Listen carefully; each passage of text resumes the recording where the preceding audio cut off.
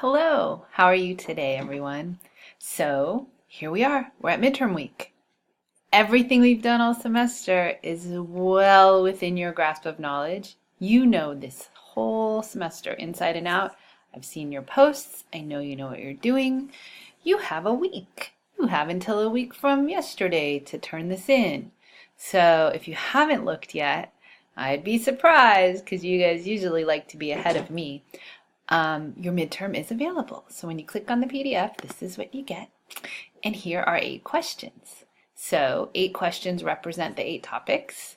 And please, please, please make sure to write with care. Make sure to use all potential sources.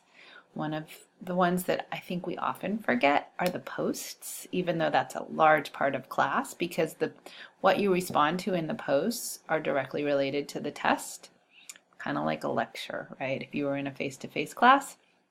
So if your classmate said something really, really amazing about the film intersection, go take it and put it in your answer and cite them, of course. But, you guys have had some very robust discussions this semester. I've been really impressed with the way you guys handle the material, think about the material, and work through it. And so that's all good stuff to use.